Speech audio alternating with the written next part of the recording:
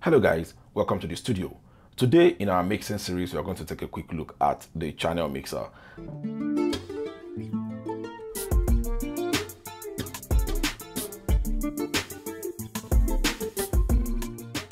It's all about management, your resource management and the effect management, then your output management. That's all we are going to cover. You might need to brace yourself because anything that has to do with mixing is not something that can be discussed in maybe like a 3 or 5 minutes video. It might be lengthy, but then I can assure you the information will be worth the while. Also, if you need to know more in terms of fully understand how this device works, we actually have a course on Udemy, which is the complete guide to the Akai MPC workflow.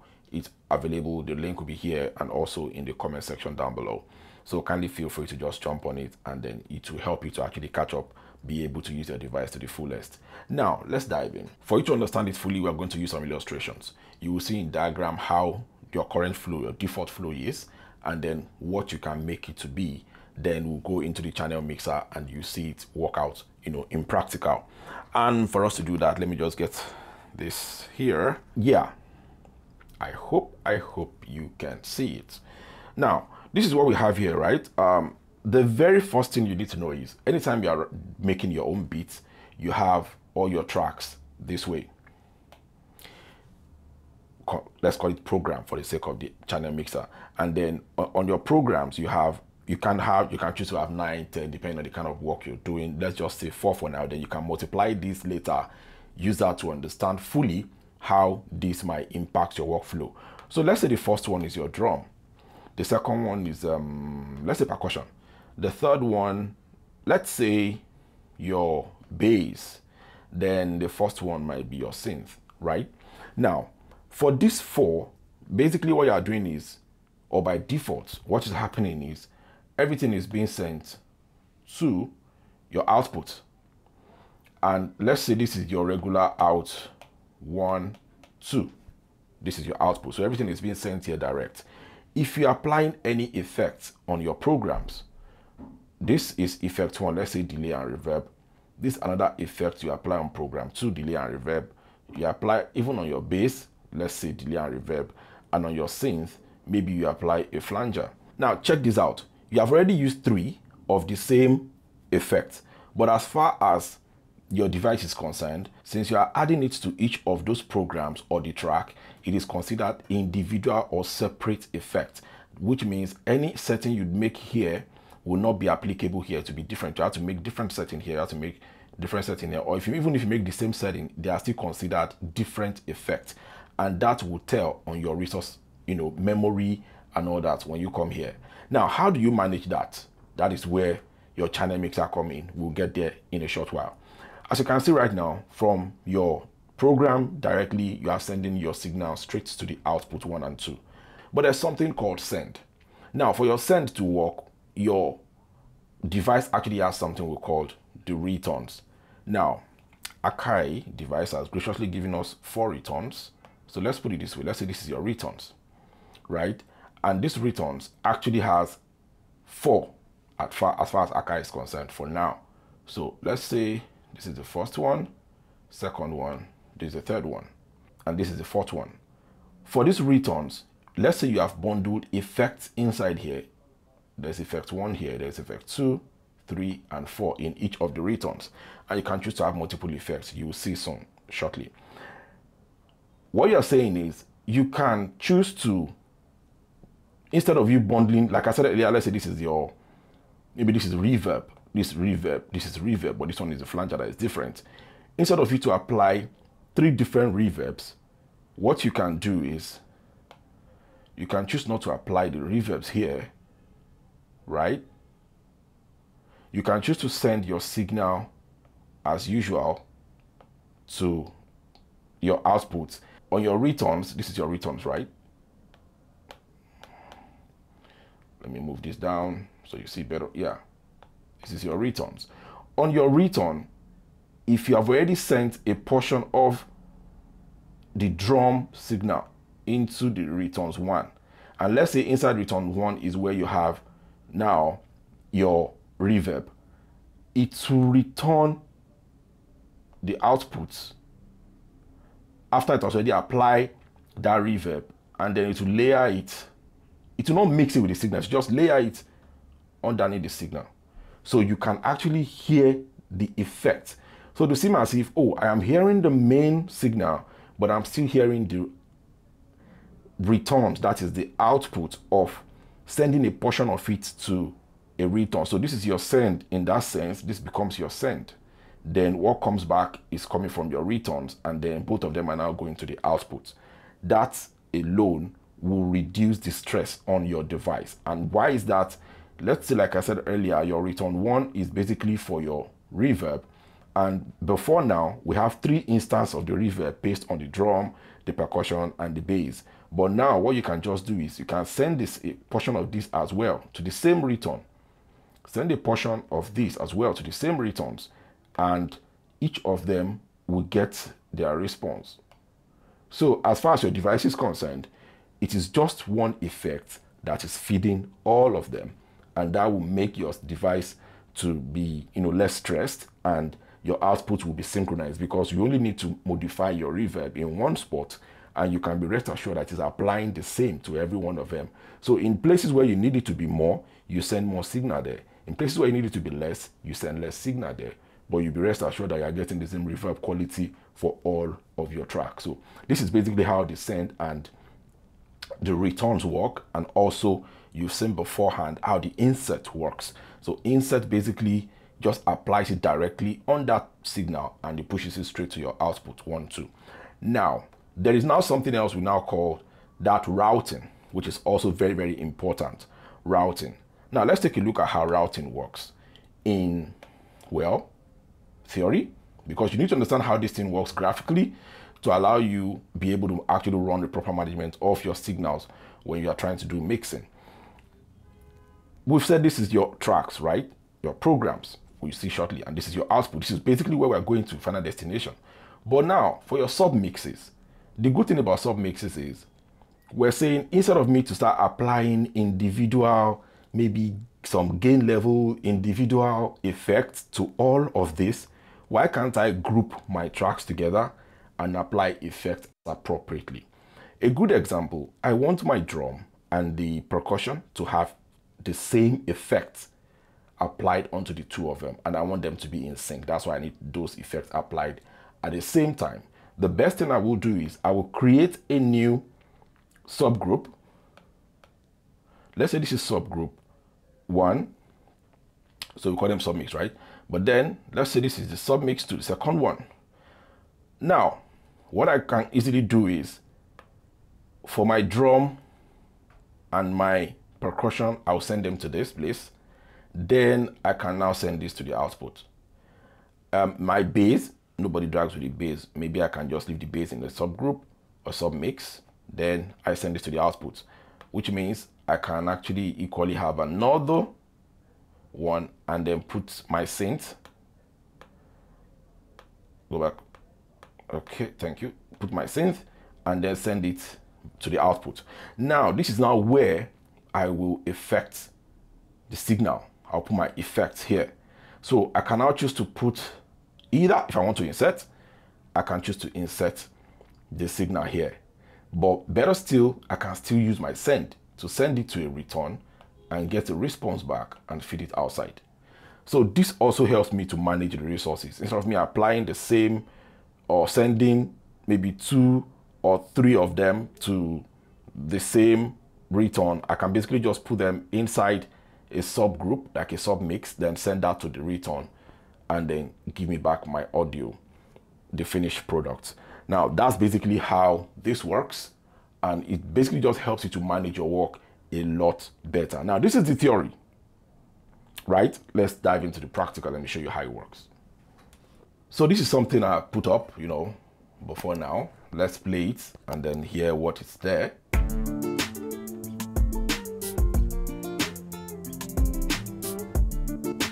Yeah.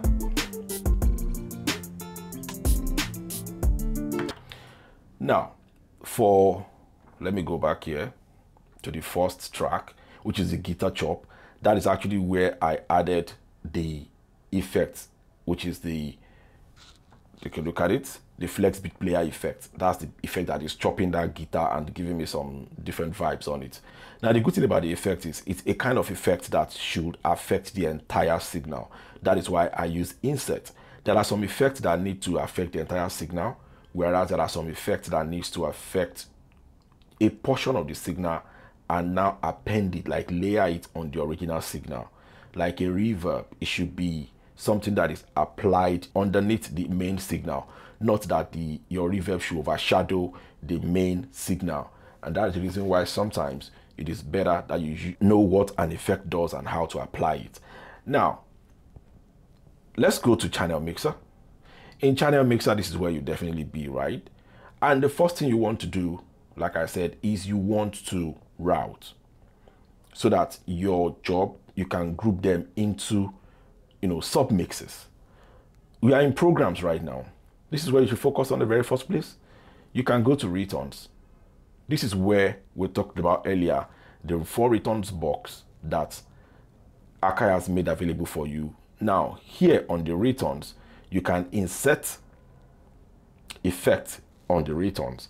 Then you can now send signals to it and bring signals back from it. Let's continue. If you go next, you see submixes. Now, on your submix, like as you can see, you have 1 to 8 that is available for you. You can basically also add, as you can see, I think one of them, okay, submix 1 already has a reverb that is actually not used anyway. So let me delete it. Let me see what's in submix 2, nothing. Okay, now, so here also you can add effects to your submix, just like I mentioned earlier in the illustration. You can basically also put effect directly here, but before you do that, you need to have at least send some tracks to that submix. Now, let's go. This is the main outputs. If you also want to add your effect, fine. But definitely, we're going to be talking about the programs, returns, and the submixes. Now, on your programs, here we have send and insert. You see, it has 1, 2, 3, 4 dots. Insert 2 has 1, 2, 3, 4 dots.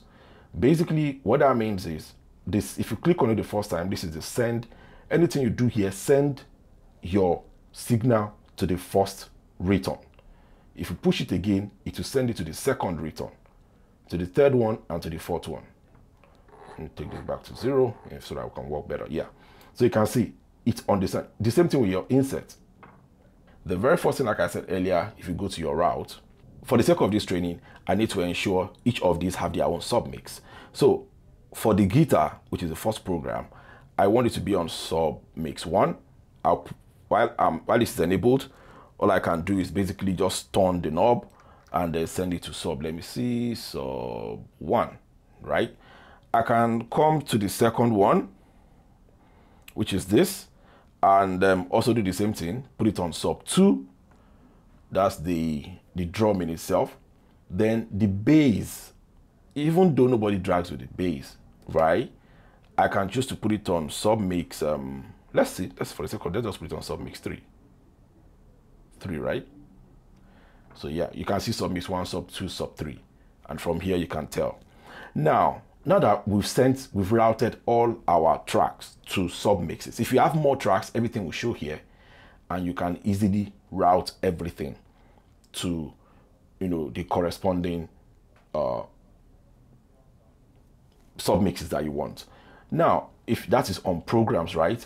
If you now come back to send, what we're now saying is in your send, you are trying to say, while I am on send, the very first page, which translates to the first return, how much of this signal am I sending to that first return?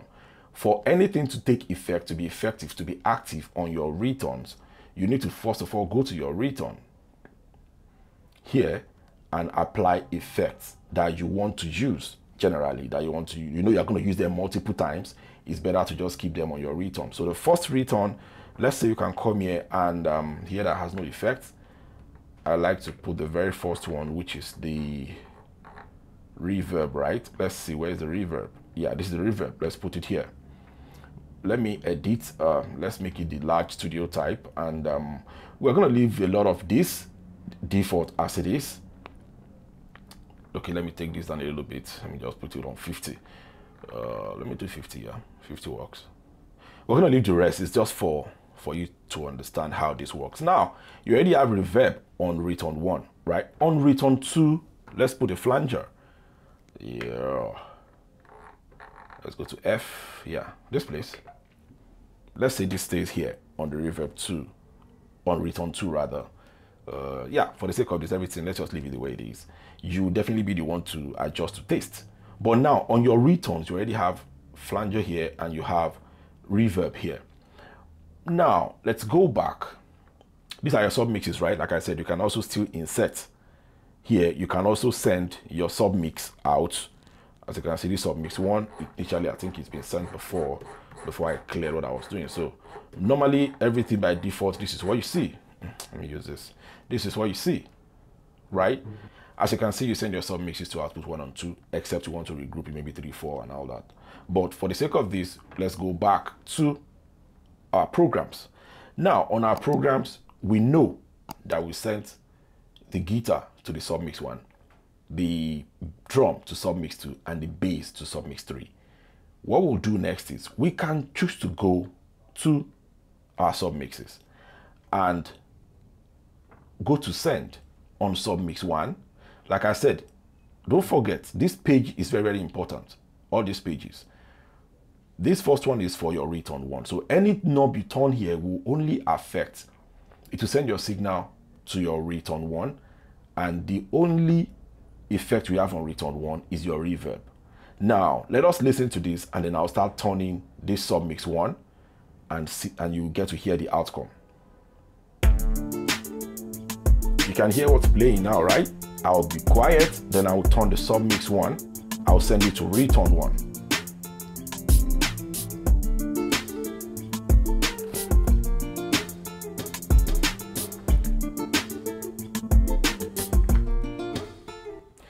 If you don't hear that, I think it is the part where I will try to mute the rest so you can hear it.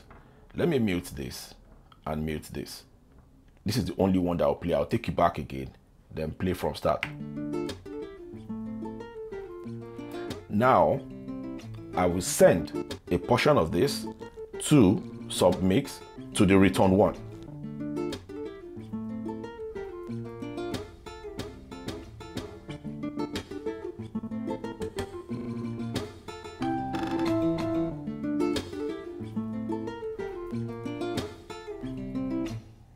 I believe you can hear that now.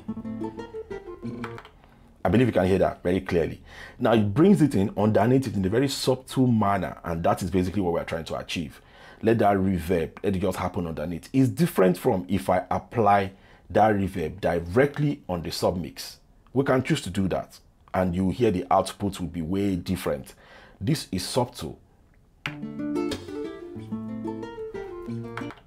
Let me stop it there. Let me take this back to 0. Let me come here and insert the same effect, reverb.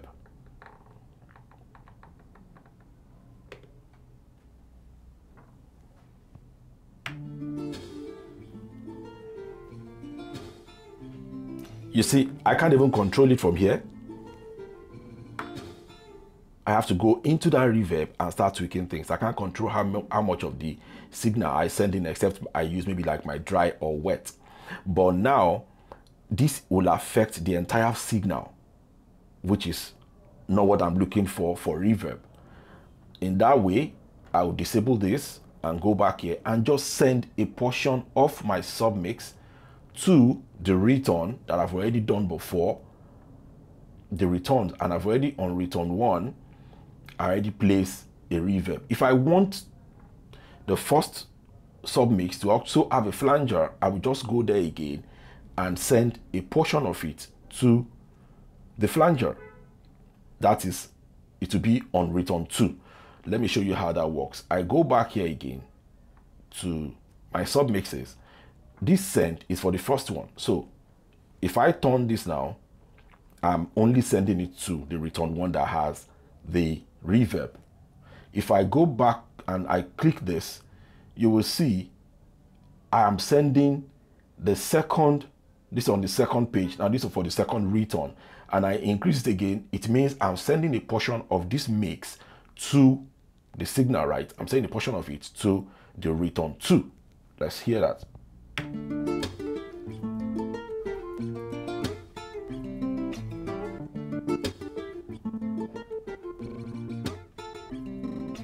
Can you hear that? The flanger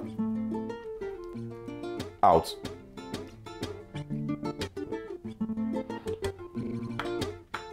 Let me go and increase the flanger effect. Maybe that way you will hear it better. But I think from what you can actually hear, it's heavy enough. Let me bring the mix up.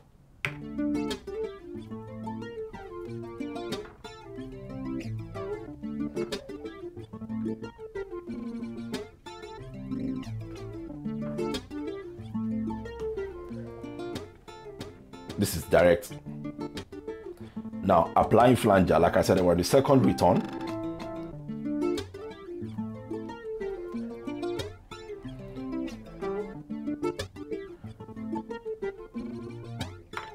If I need to apply again reverb to that flanger effect already, I'll just need to go back to the first page, which is for return 1, and then I apply it.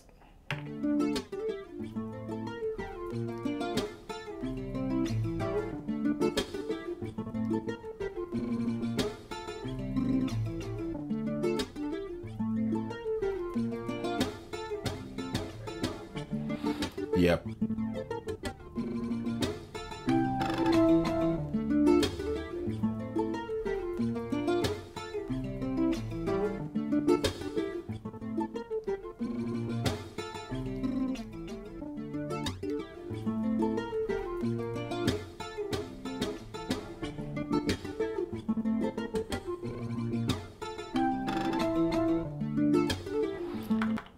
Yes, I hope this actually clarifies things for you. Let's not make this video longer than it is already. So there you have it, especially for your send and your return and the routing. In subsequent video, we are going to touch up on the insert properly. We're going to deep dive into it. Don't forget to like, subscribe, share, and give us your feedback in the comment section below. See you in the next one.